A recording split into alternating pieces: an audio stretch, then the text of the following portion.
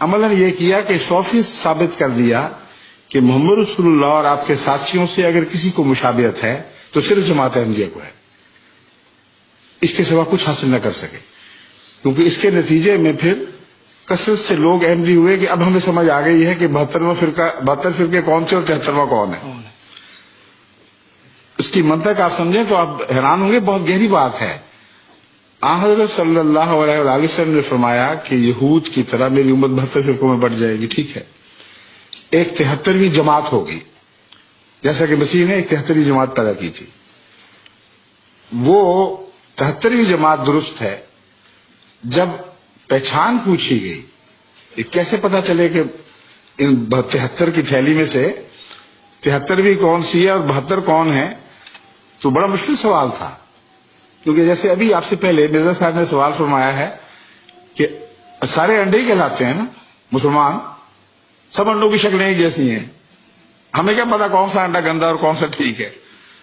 تو رسول اللہ صلی اللہ علیہ وسلم سے یہ سوال کیا گیا۔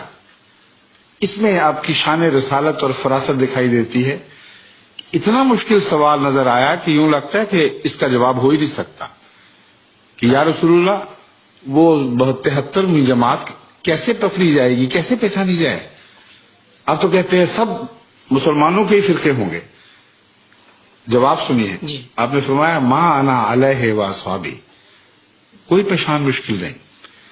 جس حالت پر تم مجھے اور میرے صحابہ کو دیکھ رہے ہو، ان 73 میں سے ہر ایک کی وہ حالت نہیں ہوگی، صرف ایک کی ہوگی، باقی سب کی حالت ان سے جدا ہوگی۔ اب حضرت صلی اللہ علیہ وسلم اور آپ کے صحابہ کا کیا حال تھا؟ پہلا حال یہ تھا کہ کلمہ نہیں پڑھنے دیا جاتا تھا، اور مکے کی گلیاں ان کے اوپر بہنے والا خون گواہ ہے کہ صحابہ کو اس جرم میں بہت اذیتناک سزا دی گئی کہ لا الہ الا اللہ کلمہ نہیں پڑھنا۔ دوسرا، مسلمان کہلانے کی اجازت نہیں تھی۔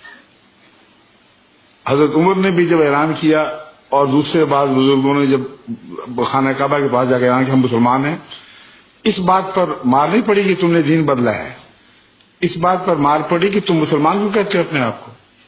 ہم تو تمہیں صابی کہتے ہیں، مرزائی قادیانی نہیں، اسی قسم کو مہار وہاں بھی جاری تھا، تو تم اپنے آپ کو صابی کہو، ہمیں کوئی تکلیف نہیں، مسلمان نہیں کہنے دینا۔ اور یہ ایک جھگڑا شروع ہو گیا۔